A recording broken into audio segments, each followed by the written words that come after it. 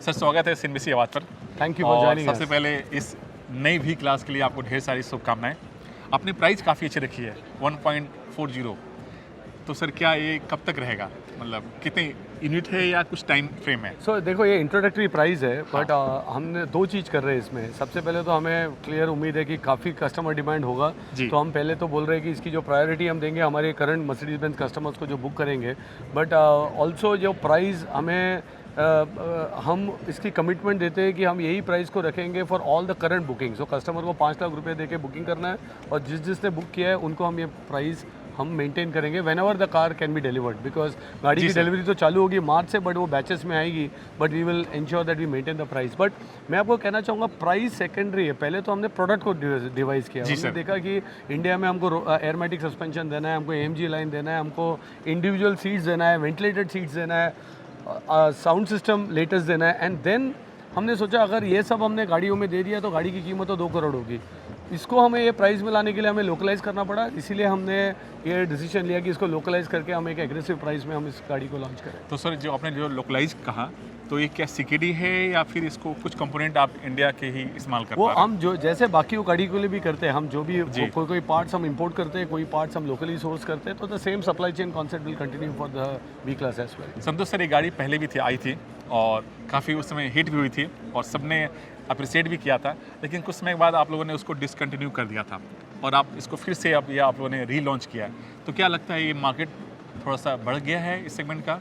देखो customer demand तभी भी था, बट उस टाइम पे क्या था कि हमारे पास पहले तो पेट्रोल ऑप्शन नहीं थी, सिर्फ डीजल थी। जी सर। गाड़ियों में एयरमेटिक नहीं थी, प्लस बेंच सीट्स था उसके अंदर, यानी कस्टमर को चाहिए था फर्स्ट क्लास एक्सपीरियंस। जी सर। सो हमने बोला कि अगर हम वो कंटिन्यू करते तो कस्टमर्स को और ऑप्शंस चाहिए था, तो हमने बोला एक पॉज लेते हैं और हम जब वापस आएंगे तो हम ये सब चीज़ को टिक बॉक्स करेंगे। जी सर। प्लस जैसे बड़ी गाड़ी है, लोगों को प्राइवेसी चाहिए, तो सन ब्लाइंड्स नहीं थी, तो हमने वो पूरी कस्टमर फीडबैक लेके इंडिया स्पेसिफिक गाड़ी पहले हमने कॉन्फ़िगर किया, डेवलप किया, उसके बाद हम उसको लॉन्च किया। तो आई थिंक अगर हम कंटिन्यू करते तो डीजल नहीं रहता और बाकी सारे इश्यूज रहते थे, प्लस अगर हम CBU में लाते तो 2 करोड़ होती, तो और महंगी भी होती गाड़ी। तो उसको हमने right timing is important market में उसे इंट्रोड्यूस करना। तो संतोष सर, मैं ये जानना चाह रहा था कि अभी आप लोगों ने पेट्रोल और डीजल लेकर आए हैं, तो क्या आने वाले दिनों में इसका इलेक्ट्रिक भी लेके आएंगे?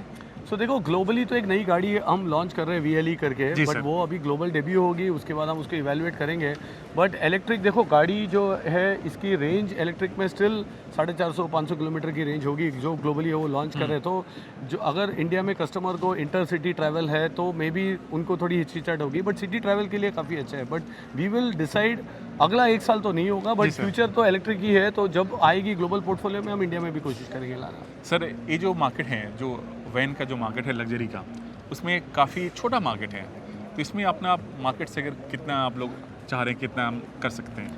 देखो मर्सिडीज बेंज से मार्केट बनाया है इंडिया में, हम इंडिया में आए थे तो मार्केट ही नहीं था। उसके बाद 2009 तक तो हम 3000 गाड़ी बेचते थे, उसके बाद आज हम 19-20 हज़ार गाड़ी के आसपास आ गए। तो हम मार्केट को डिफाइन करते हैं और ग्रो करते हैं। तो अगर हम मार्केट शेयर की तरफ जाओगे तो किसी से छीनने वाली बात होगी। हमें किसी से छीनना नहीं है, हमें मार्केट को ग्रो करना है, and that is our fundamental thinking, to grow the luxury car market then to take share from A और B। तो सर ये जो वैन सेगमेंट है इसका सालाना कितना सेल है, मतलब 500? देखो आज के तारीख में 1 करोड़ के ऊपर की वैन की सेल कम से कम 1800 से 2000 गाड़ियाँ बिकती है इंडिया में। जी सर।